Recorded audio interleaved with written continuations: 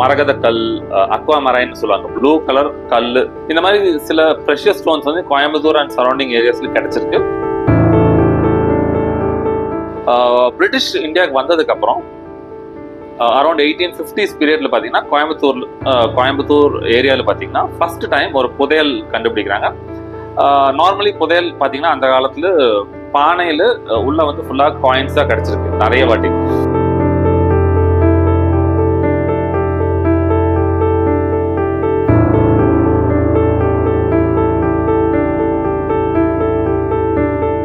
சுமார் ஒரு 1000 வருஷம் 1500 வருஷம் பாத்தீங்கன்னா புதையல்கள் இருந்திருக்கும்.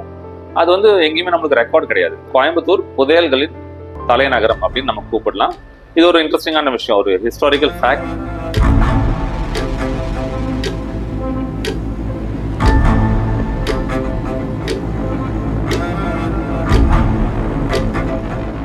கோயம்புத்தூர் அப்படின்னு சொல்லிட்டீங்கன்னா நிறைய விஷயம் நம்ம ஜென்ரலா சொல்றது சிறுவாணி தண்ணி, கோயம்புத்தூர் தமிழ், இந்த மாதிரி சில லிஸ்ட் இருக்கு, ஸ்டாண்டர்டா ஒரு விஷயம் இருக்கு. இதெல்லாம் பார்த்தீங்கன்னா ரொம்ப சிறுவாணி தண்ணி எடுத்துட்டீங்கன்னா ஒரு 100 வருஷம் தான் அதோட ஹிஸ்ட்ரி. அதுக்கு முன்னாடி சிறுவாணி தண்ணியும் கோயம்புத்தூருக்கு சம்மந்தம் கிடையாது. கோயம்புத்தூரை வந்து புதையல்களின் தலைநகரம் அப்படின்னு கூப்பிடலாம். இது ஏன் அப்படின்னா, நான் ஆக்சுவலி கோயம்புத்தூர் அப்புறம் கோயம்புத்தூரோட ரோமன் ட்ரைல்ஸ், அதாவது ரோமானியர்கள் வந்து கோயம்புத்தூர் வந்து அவங்க பண்ணின வர்த்தகம், இதை பத்தி ஒரு சின்ன ரிசர்ச் பண்ணிட்டு இருக்கும்போது ஒரு சில இன்ட்ரெஸ்டிங்கான விஷயம் தெரிஞ்சது. இந்த ரோமானியர்கள் பார்த்தீங்கன்னா அரௌண்ட் 2nd செஞ்சுரி பிசி அந்த பீரியட்ல ஸ்டார்ட் பண்ணி அரௌண்ட் சுமார் ஒரு 400-500 வருஷம் பார்த்தீங்கன்னா கப்பல் வழியா கேரளா இருக்கிற முசிறி அப்படிங்கிற இடத்துல வந்து லேண்ட் ஆயிட்டு பாலக்காடு வழியா கோயம்புத்தூர் வந்து ரெஸ்ட் ஆஃப் தமிழ்நாடு போயிருக்காங்க, வர்த்தகம் பண்ணியிருக்காங்க. இப்போ ஒவ்வொரு ரீஜனுக்கும் பார்த்தீங்கன்னா ஒவ்வொரு விஷயம் வந்திருக்கு. இப்போ கேரளாவில் பார்த்தீங்கன்னா இந்த ஸ்பைசஸ் வந்து வர்த்தகம் பண்ணியிருக்காங்க. அந்த வகையில் கோயம்புத்தூர்ல வந்து பல்வேறு விஷயங்கள் வந்து இங்கிருந்து வாங்கிட்டு போயிருக்காங்க. அதுல மெயினா பாத்தீங்கன்னா இங்க இந்த ஈரோடு சைடு, கொடுமணால் ஏரியா, அங்கெல்லாம் கிடைச்ச சில ப்ரெஷியஸ் ஸ்டோன்ஸ், அதாவது மரகத கல், அக்வாமரைன்னு சொல்லுவாங்க, ப்ளூ கலர்ல கடல் பாசி, அதாவது ப்ளூ கலர் கல். இந்த மாதிரி சில ப்ரெஷியஸ் ஸ்டோன்ஸ் வந்து கோயம்புத்தூர் அண்ட் சரௌண்டிங் ஏரியாஸ்ல கிடைச்சிருக்கு. இது பாத்தீங்கன்னா ரோமானியர்களுக்கு வந்து ரொம்பவே பிடிச்சிருக்கு. ஏன்னா அவங்க ஊர்ல இந்த மாதிரி ப்ரெஷியஸான ஸ்டோன் வந்து கிடைச்சது கிடையாது. ஸோ இங்க என்னன்னா அந்த ப்ரெஷியஸ் ஸ்டோன்ஸ் வச்சு இங்க மாலைகள் பண்ணிட்டு அதை வந்து கோயம்புத்தூர் மக்கள் வந்து ரோமானியர்களுக்கு வித்திருக்காங்க. ஸோ இது ஒரு ப்ரெஷியஸ் ஸ்டோன் அப்படிங்கிறதுனால என்னன்னா நிறைய ரோமன் வெள்ளி அப்புறம் தங்க காயின்ஸ் கொடுத்துதான் இதெல்லாம் வாங்கிட்டு போயிருக்காங்கிறது.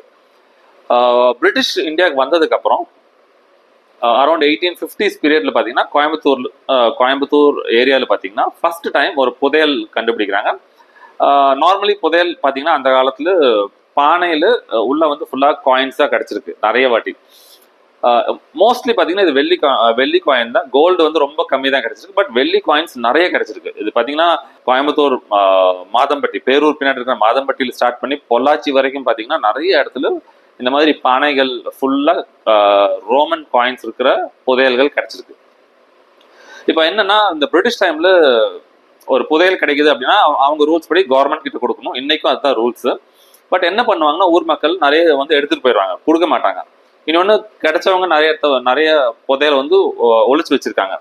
பட் இதெல்லாம் தாண்டி எத்தனை புதையல் பிரிட்டிஷ் கவர்மெண்ட்டுக்கு ரிப்போர்ட் ஆச்சோ அது பாத்தீங்கன்னா சுமார் ஒரு 150 புதையல் வந்து ரிப்போர்ட் ஆயிருக்கு. அது ரிப்போர்ட் ஆன உடனே என்ன பண்ணுவாங்கன்னா வந்து அதை வந்து எடுக்கிறதுக்கு வருவாங்க பிரிட்டிஷ் அஃபிஷியல்ஸ். ஸோ அவங்களுக்கு வந்து பார்த்தீங்கன்னா நிறைய நேரத்தில் வந்து ஃபுல் பானையில் இருக்கிற எல்லா காயின்ஸும் கிடைக்காது, நிறைய ஊர் மக்கள் எடுத்துகிட்டு போயிருப்பாங்க. பட் ஒரு கால்குலேஷன் படி என்னன்னா சுமார் ஒரு 4000-5000 காயின்ஸ் வந்து நம்ம கோயம்புத்தூர் அண்ட் சரௌண்டிங் ஏரியாஸ்ல கிடைச்சிருக்கு. இது எல்லாமே பார்த்தீங்கன்னா ரோமன் காயின்ஸ். ஸோ இது என்னன்னா ரோம் நாட்டுக்கு வெளியே இத்தனை காயின்ஸ் ஒரே ஊர்ல கிடைச்சது பாத்தீங்கன்னா அது ப்ராபப்ளி கோயம்புத்தூர் தான். இது வந்து என்னன்னா நம்ம ஐடென்டிஃபை பண்ணி ரெக்கார்ட் பண்ணின புதையல்கள். பட் 1850ஸ்க்கு முன்னாடி சுமார் ஒரு 1000 வருஷம் 1500 வருஷம் பாத்தீங்கன்னா புதையல்கள் இருந்திருக்கும். அது வந்து எங்கேயுமே நம்மளுக்கு ரெக்கார்ட் கிடையாது. ஸோ இந்த பிரிட்டிஷ் பீரியட்ல ஒரு 150-200 வருஷம், சுமார் 150 வருஷம் பீரியட்ல நம்மளுக்கு கிடைச்ச புதையல்கள் வச்சு நம்ம ஒரு விஷயம் ப்ரௌடா சொல்லலாம். அது என்னன்னா கோயம்புத்தூர் புதையல்களின் தலைநகரம் அப்படின்னு நம்ம கூப்பிடலாம். இது ஒரு இன்ட்ரெஸ்டிங்கான விஷயம், ஒரு ஹிஸ்டாரிக்கல் ஃபேக்ட். இது வந்து இது வரைக்கும் யாரும் இதை பத்தி பேச கிடையாது. இந்த புதையல்கள், இந்த காயின்ஸ் அப்படின்னு சொல்லிட்டாலே அது வந்து ரோமன் காயின்ஸ் தான். நம்ம வந்து வேற நாட்டு காயின்ஸோ வேற ஏதோ காயின்ஸோ ஜாஸ்தி நம்மளுக்கு கிடையாது. பட் ரோமன் காயின்ஸ் வந்து இவ்வளோ கிடைச்சிருக்கு. ரோம் நாட்டுக்கு வெளியே இவ்வளோ காயின்ஸ் கிடைச்ச ஒரே ஊர் பார்த்தீங்கன்னா அது கோயம்புத்தூர் தான். அதனால தான் வந்து நம்ம கோயம்புத்தூரை வந்து புதையல்களின் தலைநகரம் அப்படின்னு கூப்பிடலாம்.